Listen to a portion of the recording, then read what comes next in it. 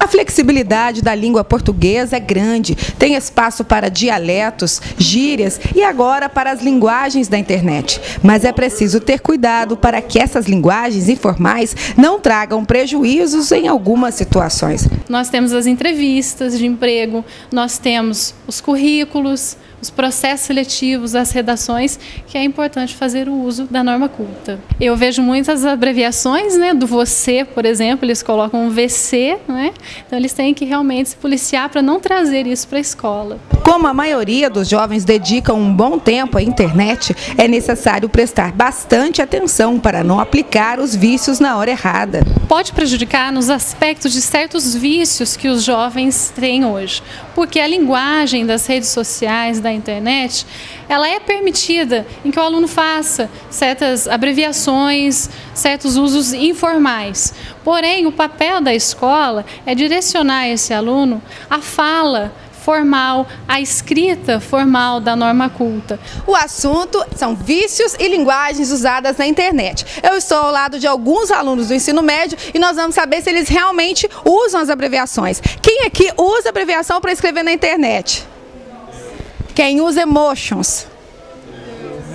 Quais são as principais abreviações que você usa na internet na hora de escrever? Quando eu vou perguntar alguma coisa, mas por que você fez isso? Aí quando eu vou falar por quê, eu falo PQ. E também tem aquele famoso também que você abrevia para TBM, pelas letras. Eu uso bastante o porquê, que nós falar é PQ, e também o muito, que é MT. Eu uso bastante o VC, que é você, beijos, que é BJS, e eu troco C pelo K. E na hora de fazer prova, como é que faz para se policiar e não cometer os erros usados na internet aqui na hora das avaliações? É bom dizer que é bem complicado, porque a gente costuma usar tanto isso no dia a dia nas redes sociais que a gente precisa focar muito na prova para não poder errar. Tem que prestar muita atenção também, porque uma palavra em português que você escreve errado já perde a questão inteira.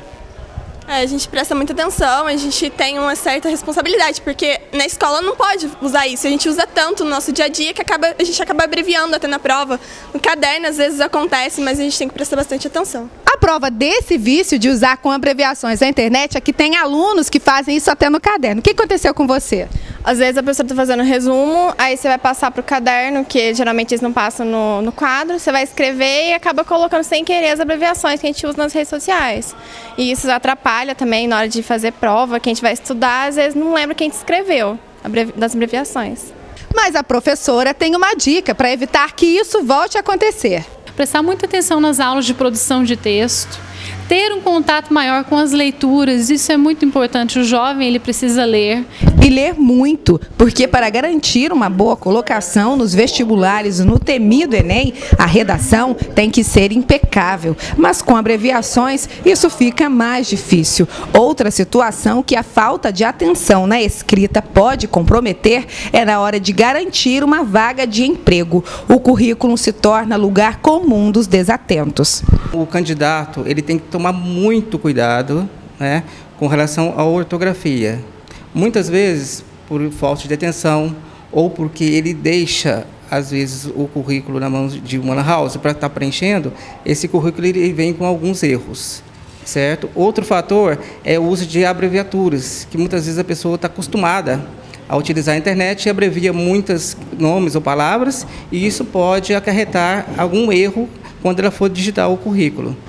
Falta cuidado aos candidatos para preencher as vagas. Na empresa de recrutamento e seleção, o analista diz que os erros são corrigidos quando os dados são passados para o site da empresa e no momento da impressão do currículo. Mas, ainda assim, é preciso cuidado e atenção para que os famosos vícios da internet não se repitam. O candidato ele não pode cometer esses enganos. Por quê? Porque a empresa verifica, e pode ser uma falha que pode tirar o candidato do processo seletivo.